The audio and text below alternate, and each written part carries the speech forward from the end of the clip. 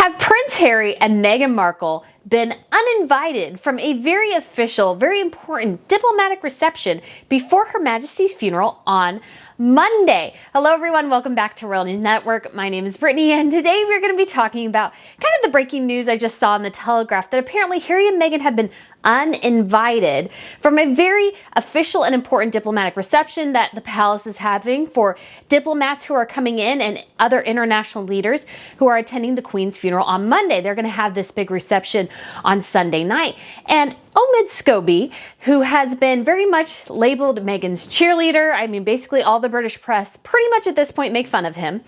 He tweeted about 10 hours ago, because I just looked, before he deletes it, that not only were all the other senior royals going to be there, but Harry and Meghan as well. But now the Telegraph is coming out going, we have no idea how they got an invitation, and yeah, they're not coming, they're not invited, and we weren't even expecting them to attend.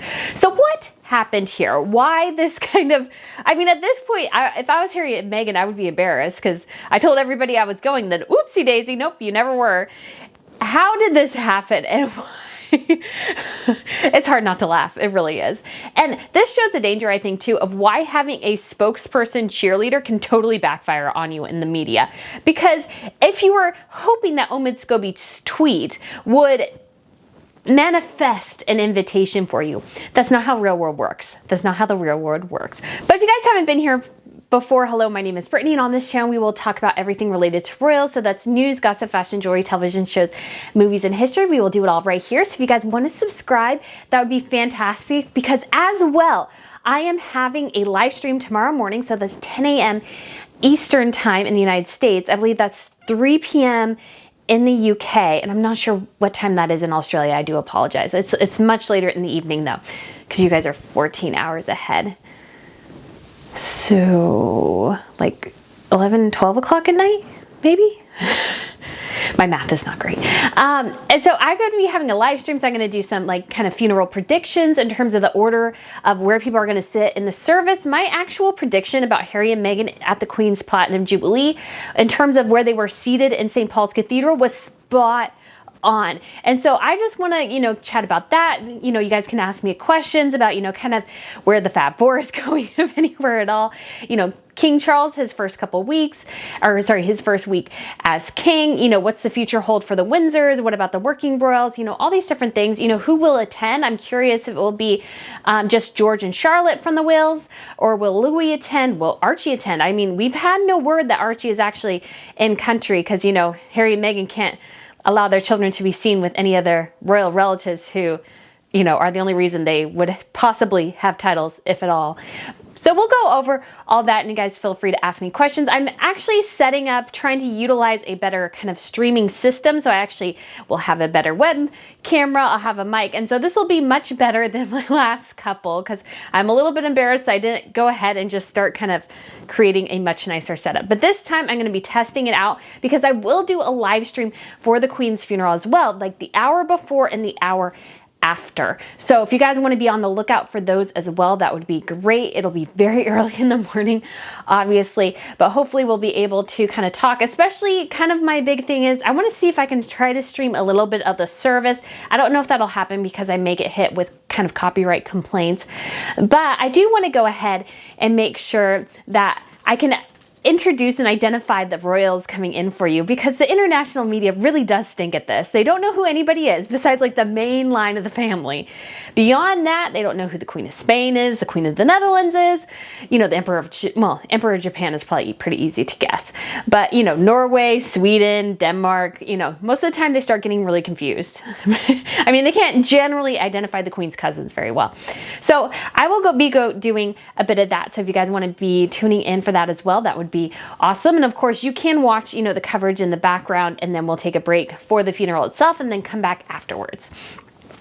But anyways, like I said, this rather embarrassing uninvite for Harry and Meghan, which was never an invitation. I don't think they were never supposed to get an invite. So how did this happen? How did Harry and Meghan get an invite but not get an invite? And I think it comes down to one thing. Omid Scobie. So Omid Scobie, like I mentioned, is basically a cheerleader for Harry and Meghan. He wrote the book Finding Freedom, and he very much is basically their unofficial spokesperson. If they want to get something out, if they want to get a particular image out, they usually go through Omid in one way or another. And he says, no, and he acts like he is this kind of, he got kind of called out a lot this week too for saying like a lot of misleading information about the funeral to American audiences, because he gets like the news briefs from the palace, but I don't think he's allowed on any official engagements anymore. I don't think William he probably would not be close to William. He's not in the royal rota anymore, needless to say.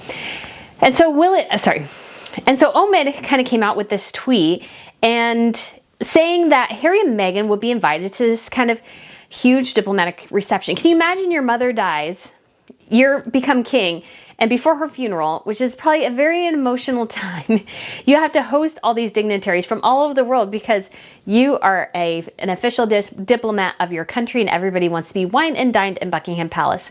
Isn't that fun?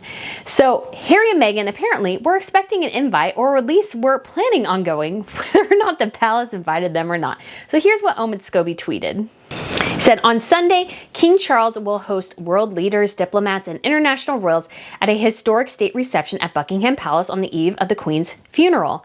Senior royal family members, including the Duke and Duchess of Sussex, have been invited to join. Representatives from almost every country, some exceptions such as Russia and Syria, attending, including New Zealand PM, ambassadors from Iran and North Korea, and making an extremely rare public appearance, Emperor Naruhito and Empress Masako. So it's actually Empress Masako who's making a very rare formal appearance. She hardly ever comes out in public. The Japanese, Meghan complains about the British royal system. The Japanese royal system, leagues worse. So Meghan really has no place to complain. Anyways, and then he says he's taking a short break. Well, when he comes back, he has been back today, but apparently his benefactors, should we say that? Because Harry and Meghan have really given him a huge platform.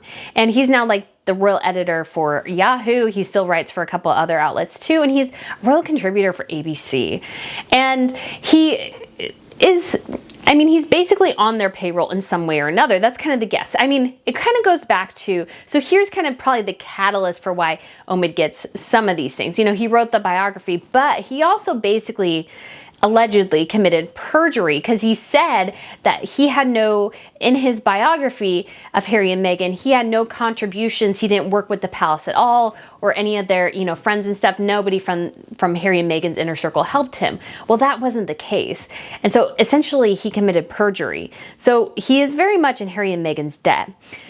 So he made this grand proclamation on Twitter, and I was just kind of like, well, I'll sit here and see what happens with this. Because why would you have a couple who have no official role whatsoever hosting and engaging diplomats? Because Harry and Meghan at this type of event would be to represent the UK. They're not there to wheel and deal for themselves. They would be representing the monarchy. You can't have somebody who's trying to boost their own paycheck hosting or helping to host an international reception. That's ridiculous. And so I just thought, I was like, I can't see them going because Charles is not that stupid. Nobody from the palace is that stupid. Because again, Harry and Meghan have no official role whatsoever. It would be totally different if they were still working members of the royal family, but they're not. Non-working members, so there's no information that Beatrice, Eugenie, Zara Phillips, basically any other of the extended relatives are going to be at this event because they're not needed. They're not working members of the royal family. They don't have this diplomatic role. Yes, I think every royal who kind of bears a royal title does represent the monarchy to a certain extent because they're saying, well, I'm Princess Beatrice of the United Kingdom. Basically that's what her title says. She's technically Beatrice of York, but she is, a princess of the United Kingdom, in addition to, whatever private role she has. And so when I heard that, I was like, oh, there's no way. There's no way. Because we know, if you've been following Harry and Meghan for a while and following this channel, you know exactly what Harry and Meghan are doing. They would be wheeling and back dealing for themselves. They've been trying to set up, interviews, engagements, like speaking deals, those sorts of things. They'd be wheeling and dealing. But that's not what this is about. So apparently somebody at the palace kind of got wind of this and told the Telegraph that they're not coming. It's really funny. I'm sorry, it's really funny, I think. So the article says, since I know not everybody gets, has the Telegraph, it says, the Duke and Duchess of Sussex appear to have been uninvited to a state reception hosted by the King and Queen at Buckingham Palace on Sunday evening. The couple received an invitation to the grand event for world leaders and foreign royals earlier this week, but are thought unlikely to attend after palace officials insisted it was only for working members of the royal family. It remained unclear on Friday night why they had received an invitation for an occasion that royal aides insisted they were not expected to attend. Sources close to them appeared baffled, while palace aides continued to insist they were not invited and were not expected to show up. I think it's really funny. Sorry, I can't help but laugh. I mean, this is what happens when you try to invite yourself to something on the international stage and the other people are like, no, that's not how this works. This may work in a small way. Like Harry and Meghan want to go to the Oscars, so they say, hey, we're going to the Oscars. And perhaps an invitation shows up to the mail. Although we do have stories leaked that they were invited to something or they were expected to go and they never went. So that could be that, they were never invited, never going to go. But it could also be is that they're trying to manifest invitations by saying they're going or putting it out in the media that they may go, and then the invitation never shows up in the mail.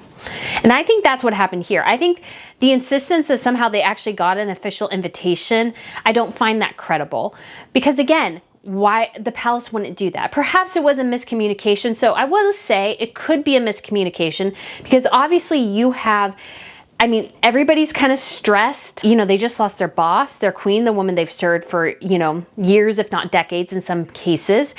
Some people are out of a job at Clarence House. That came as a kind of official announcement that apparently during a service, one of the services for the queen, they kind of got notifications at Clarence House that there was going to be a redundancy, and so they would have to let some people go or help them find roles in other aspects of the royal household. And the media has, to a certain extent, criticized him for this, but he's darned if he does, darned if he doesn't. So Charles would be darned if he told everybody that they could stay on indefinitely until they found the new jobs because taxpayers are paying for those salaries and they don't want to do that.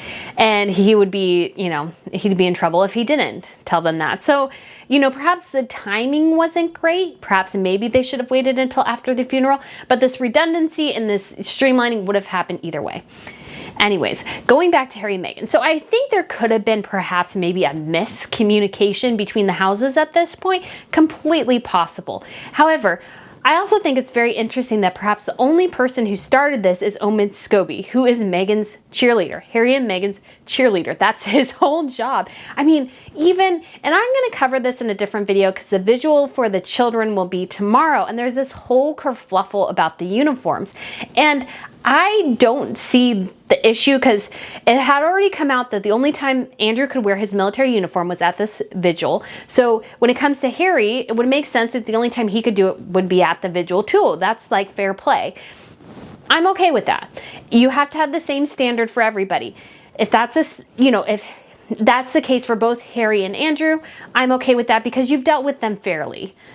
I'm totally fine with that. But what Omid Scobie did is said in Twitter, well, there was an outrage. The palace caved to the demands of the public. There were no demands from the public for this. Again, it's about gaslighting people, trying to get people to believe something that's completely false or just kind of doing, I called it kind of a bait and switch. And it's like, oh, well, there was this outrage. I was like, no, there wasn't because Andrew had already had permission for that. So it makes sense to extend that to Harry too. Turnabout's fair play. I'm totally supportive of that. As long as everybody, again, is dealt with on the same level playing field. So again, I think Harry and Meghan were thinking, well, let's put it out there. Maybe the fates will align and, the palace will say, yeah, you can come. And now they're, basically red-faced being told publicly, no, you can't come. This is just like the Balmoral thing. The Balmoral thing, what I'm talking about is that when it was first announced, obviously, that the Queen was very ill and there were several senior royals rushing to her side, it came out that, spokesperson said, the Duke and Duchess of Sussex are going. And then it came about, well, no, just the Duke's going. Because Meghan wanted to go. And the palace said, no. So this is starting to become a problem with them. They need to make sure they're not announcing things that aren't true or that are not official yet. I mean, again, they can try to manipulate the system, but that's not going to work in a situation like this. Again, this is a diplomatic reception. They need diplomats for the United Kingdom there. They don't need a Hollywood D-list actress who is trying to get, hustle her way to her next payday and her hapless husband, Prince. That's not what the British monarchy needs right now. They need royals who are dedicated to representing the crown. I'd actually be okay if Beatrice and Eugenie went, perhaps Sarah Phillips, people who represent the crown. It's been so clear over the last couple days, couple weeks, that Meghan and Harry only care about themselves, especially Meghan. She's all about self-promotion. I mentioned this in my video earlier today, and I think it bears repeating in this situation as well, is that a anonymous Twitter account, Royal Daily Tea, not Royal Daily Tea, UK Royalty, there we go, mentioned that Meghan was supposed to be on this Variety cover getting some sort of award and then some sort of award ceremony too. This royal account, Royalty, is actually kind of is a PR person. So she has, I think, some insight into, kind of the PR world. And she said, and I think it's in this situation, it bears repeating, having a source leak that you are pulling out of a previously unannounced appearance is a pretty gross way of doing self-promotional PR during this time. Harry and Meghan are only after promoting themselves. They cannot go to a dinner like this. They are not diplomats. They don't represent anything but their own greed. So ergo, they cannot go. The palace is no fool in this situation. Because again, all Harry and Meghan would be doing is Harry would be hustling for his wife, telling them how great she is, and she would be hustling for herself. Let's be honest. So guys, what do you think of this video? What do you think of Omid Scobie being left red-faced and Harry and Meghan being left absolutely red-faced, getting publicly shot down and told, yeah, no, you can't come to this party. Sorry about that. So anyways, guys, thank you so much for watching. Don't forget the live stream tomorrow morning and then the live stream for the Queen's funeral as well. It will start at 5 a.m. Eastern Standard Time, so that's 10 a.m. British time. Obviously, you can watch, kind of both if you want to, but I'm really hoping that I'm working on stuff to try to create a really cool live stream, so I hope you guys really enjoy it. Thank you so much again for watching. I look forward to seeing you again soon. Bye.